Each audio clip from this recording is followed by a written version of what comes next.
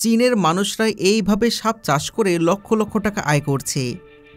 এই যে সাপগুলো দেখতে পাচ্ছেন, চীনের মানুষ এই সাপ চাষ করে লক্ষ লক্ষ টাকা আয় করে চলেছে।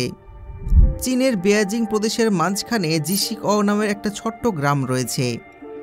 দূর থেকে এই গ্রামটা দেখতে অন্য গ্রামের মতনই সাধারণ মনে হবে, কিন্তু যখন আপনি এই গ্রামে প্রবেশ করবেন তখন প্রতিটি দরজার পিছনে লুকিয়ে থাকবে মানব জাতির সবচেয়ে সাধারণ ভয়, সাপ।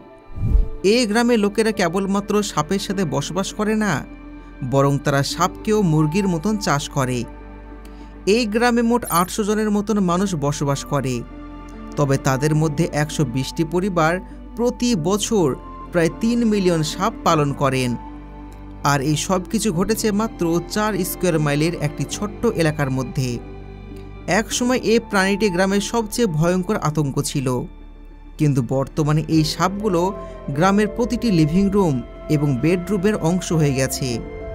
এমনকি এখানে 3 বছরের বাচ্চারাও এই সাপগুলোকে ভয় করে না, সাপগুলোকে খেলনা হিসাবে আলিঙ্গন করে। গত 30 বছরে এই গ্রামে প্রায় 100 মিলিয়নের বেশি সাপের প্রজনন হয়েছে। বিশ্বব্যাপী চীন 70 মিলিয়ন সাপ সরবরাহ করে থাকে, আর এর মধ্যে 20% সাপ এই গ্রামে উৎপাদন হয়। চীনের এই গ্রামে সাপ পালন শুরু হয়েছিল 1970 সালের দিকে। তখন গ্রামের একজন স্থায়ী চাষি, যিনি মেরুদণ্ডে রোগে আক্রান্ত ছিলেন, চিকিৎসার জন্য তার সমস্ত সঞ্চয় ব্যয় করে ফেলেছিলেন, কিন্তু তারপরও তার কোনো ফল পাওয়া যায়নি। তিনি একটি গরিব পরিবার থেকে ছিলেন এবং চিকিৎসা নেওয়ার মতন তার সামর্থ্য ছিল না। তাই ইয়াং হতাশ হয়ে একজন ট্রেডিশনাল চীনা মেডিসিন ডাক্তারের কাছে সাহায্য চান।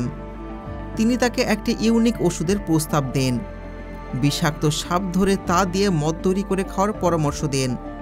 তিনি জানান সাপের ওষুধ ছিল খুবই বিরল এবং খুবই ব্যয়বহুল, যা ইয়াংয়ের সামর্থ্যের বাইরে ছিল। তবে ইয়াং ঠিক করেন তিনি নিজেই সাপ ধরবেন এবং তা দিয়ে বাড়িতে ওষুধ বানিয়ে খাবেন, কারণ তার কাছে আর কোনো অপশনই ছিল না। ভাগ্যক্রমে তার গ্রামের আশেপাশে প্রচুর বিষাক্ত সাপ বসবাস করত। তিনি এই সাপগুলোকে ধরে এর সাহায্যে মেডিসিন বানিয়ে নিয়মিত খেতে শুরু করেন।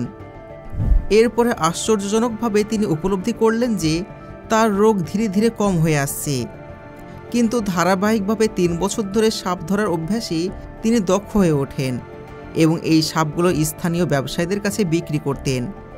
সেই সময় চীনে বিষাক্ত সাপের অনেক বেশি চাহিদা ছিল, তাই তিনি সাপগুলোকে চড়া মূল্যে বিক্রি করতেন, যা তার নিয়মিত আয়ের চেয়ে কয়েকশো গুণ বেশি ছিল। কিন্তু একসময় তিনি দেখেন গ্রামে সাপের সংখ্যা কমে যায়। সাপ না পেয়ে তিনি চিন্তায় পড়ে যান। তবে একদিন হঠাৎ তার মাথায় একটা দারুণ আইডিয়া আসে।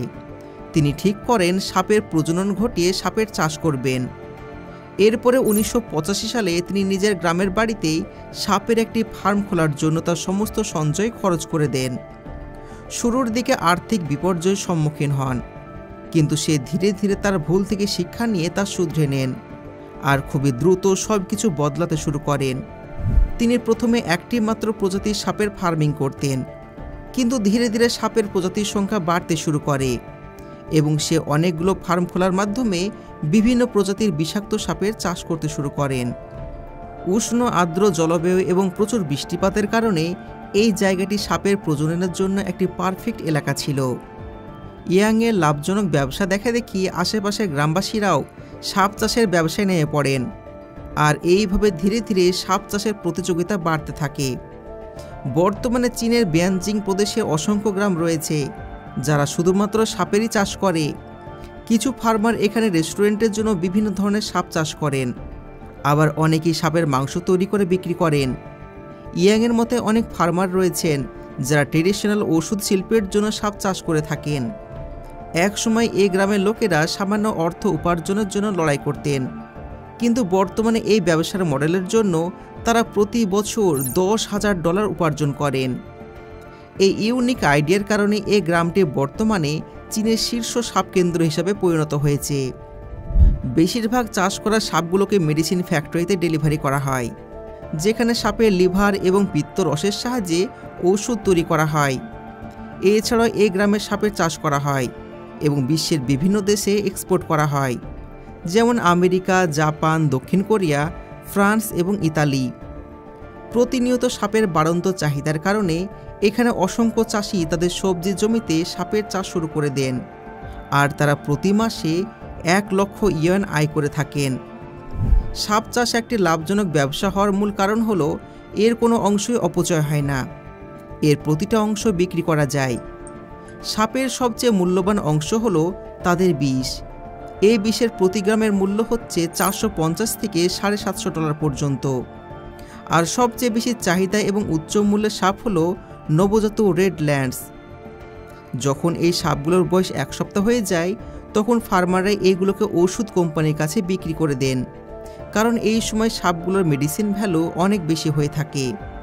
অন্যান্য বিষাক্ত সাপ যেমন কালো ডোরাকাটা সাপ এবং বিশেষ করে ভাইপারের বিষও খুব মূল্যবান, যার কারণে এই সমস্ত সাপের দামও অনেক বেশি থাকে।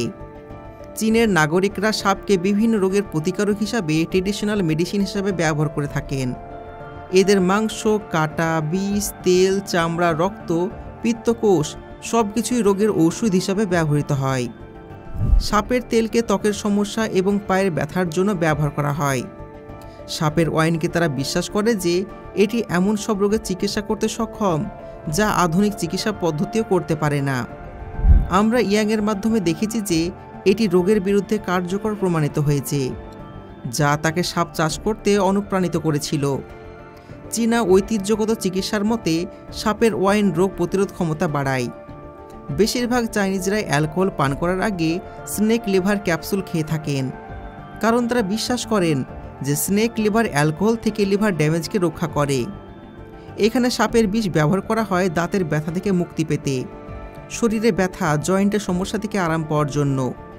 যারা বিশ্বাস করেন সাপের ব্রিড সবচেয়ে ভালো মেডিসিন, তারা সাপের হাড়কে যক্ষা রোগ এবং দুর্বলতা মোকাবেলা করার জন্য ব্যবহার করেন। আর সাপের পিত্তকোষকে মনে করা হয় শক্তি বাড়ানো এবং দৃষ্টিশক্তি উন্নতি করার একটি উপায়। চীনের আধুনিক চিকিৎসা পদ্ধতি শুরু হয় ইংরেজি মিশনারিদের সাহায্যে। তবে অষ্টাদশ শতাব্দীর পূর্বে চীনের একমাত্র চিকিৎসা ব্যবস্থা ছিল ট্রেডিশনাল চাইনিজ মেডিসিন, যেখানে হার্বাল মেডিসিনের সঙ্গে বিষাক্ত সাপের সাহায্য নেওয়া হতো। বর্তমানে চীনের ট্রেডিশনাল চিকিৎসা পদ্ধতি খুবই জনপ্রিয়, এমনকি চীনের মূল ভূখণ্ড ও হংকংয়ে 35% বয়োজ্যেষ্ঠ ব্যক্তি রোগের প্রতিকার হিসাবে এই চিকিৎসা পদ্ধতি বিশ্বাস করেন। শুধু তাই নয়, সমীক্ষায় দেখা গেছে জাপান, দক্ষিণ কোরিয়া এবং সিঙ্গাপুরে প্রায় 50% মানুষ চীনের এই ট্রেডিশনাল চিকিৎসার সাহায্য গ্রহণ করেন। তবে বন্ধুরা, যতটা লাভজনক এই ব্যবসা তার থেকে ঝুঁকি রয়েছে এই ব্যবসার জীবনে। প্রতিটি মিনিট সাপের কামড়ের ভয় এবং মানসিক যন্ত্রণা অপ্রতিরোধ্য। এই কারণে অনেক সময় ফার্মাররা একবার বিষাক্ত সাপের কামড় খাওয়ার পরে পুরোপুরি সাপের চাষ ছেড়ে দেন। অন্যদিকে আবার বেশিরভাগ চাষিরা রাবারের গ্লাভস পরেন আর এইভাবে সাপকে সঠিকভাবে হ্যান্ডেলিং করে থাকেন। কিন্তু এমন কিছু সময় থাকে যখন তাদের খালি হাতে সাপের গায়ে হাত দিতে হয়, আর সেগুলো কিন্তু মোটেও সুবিধাজনক নয়। শুধুমাত্র বিষাক্ত সাপের কামড় বিপজ্জনক নয়, এমন কিছু অভিশপ্ত সাপ রয়েছে যাদের কামড়ে টিটেনাসের মতন গুরুতর সংক্রামক দেখা দিতে পারে। বেশিরভাগ সময় ফার্মাররা সাপের কামড় খাওয়ার পরে অবিলম্বে হাসপাতাল চলে যায় না, বরং তারা নিজেরাই বিষ বের করার চেষ্টা করে। কিছু কিছু জায়গাতে সাপের বিষ বের করার জন্য ট্রেডিশনাল মেডিসিনের সাহায্য নেওয়া হয়। তবে এর ফলে আরও গুরুতর জটিলতার সৃষ্টি হতে পারে, কারণ হার্বাল ট্রিটমেন্ট সবসময় মডার্ন মেডিসিনের মতন কার্যকর হয় না। ফলে অনেক চাষিরা সাপের কামড়ে মারাও যায়, আর যারা হার্বাল ট্রিটমেন্টে বেঁচে যায় তাদের অনবরত মানসিক চাপের মধ্যে ফার্মিংয়ের কাজ করতে হয়।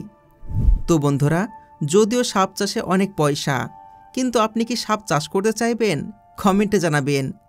তবে আজকের ভিডিও আপনাদের কেমন লাগলো অবশ্যই কমেন্ট করে জানাবেন। যদি আজকের ভিডিও ভালো লেগে থাকে ভিডিওতে লাইক করুন, চ্যানেলকে সাবস্ক্রাইব করুন। দেখা হচ্ছে পরবর্তী ভিডিওতে। ধন্যবাদ।